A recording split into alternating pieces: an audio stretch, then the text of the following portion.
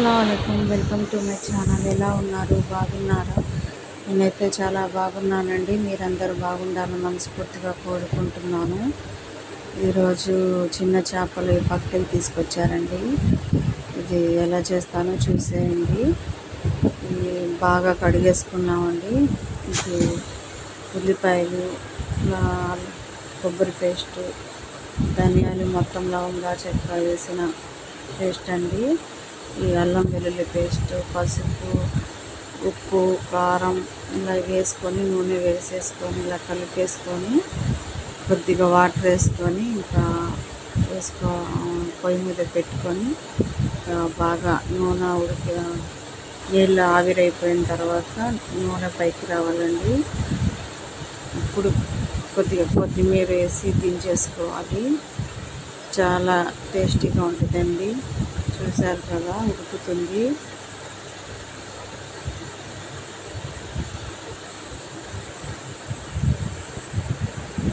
టేస్టీగా ఉంటుందండి పక్కీల కూర. దీంట్లోకి గోంగూర కూడా చేసుకుంటే నంచుకోవడానికి ఇవి బాగుంటాయి.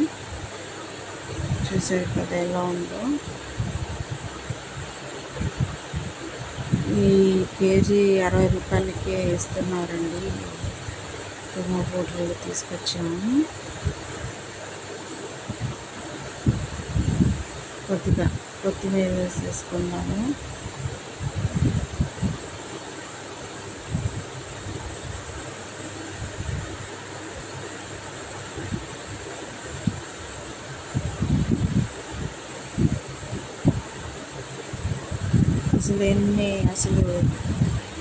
నిన్న కూడా తీసుకొచ్చామండి చేపలు. అసలు 2 కేజీలు తెచ్చేసరికి అసలు వాన పడుతుంది. వాన పడి అసలు ఎంత కరెంటు కూడా లేదు. ఫోన్లో టార్చ్ లైట్ వేసుకొని మా ఆయన నేను కూర్చొని చేపలు మొత్తం కోసేసుకొని క్లీన్ చేసేసుకున్నామండి. అసలు 2 గంటలు పట్టింది. అసలు చిన్న చేపలు చేయలేమండి ఎక్కువసేపు కూర్చొని.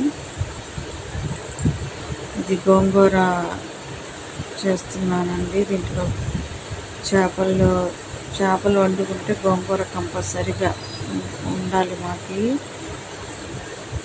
టమాటాలు, పచ్చిమిరపకాయలు, ఉల్లిపాయలు, కొద్దిగా పసుపు, అల్లం వెల్లుల్లి పేస్ట్ మొత్తం వేసేసుకొని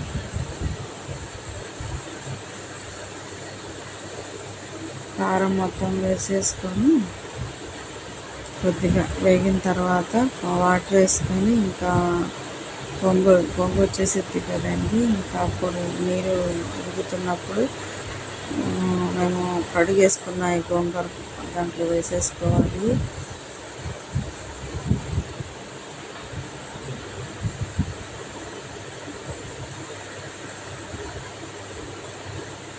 ఈ చేపలు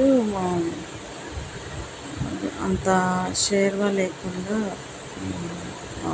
అదే ఫ్రై లాగా మొత్తం ఉడికిన తర్వాత డ్రై లాగా చేసుకుంటాం కదా ఈ కర్రీ. అలా చేస్తేనే బాగుండిద్ది. ఈ గోంగూర చేసుకొని అది నంచుకోవడానికి చేపలు బాగుంటాయి.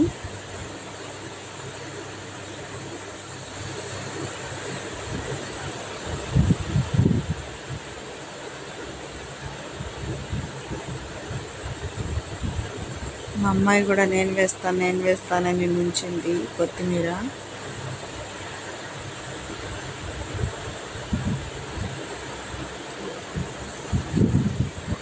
చాలా రోజులు అయిపోయింది వీడియో చేయడం కుదరట్లేదు. ఎలాగో ఇవాళ అయింది వీడియో పెట్టడం.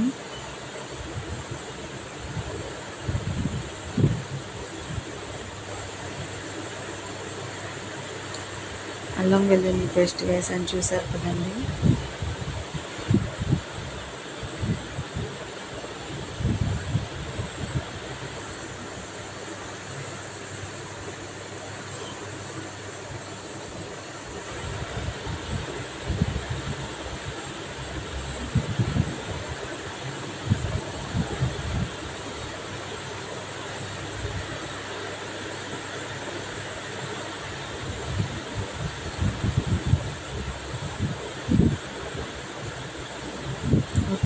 అయిపోయింది. ఇది గోంగూర కడిగేసుకున్నది వేసేస్తున్నాను.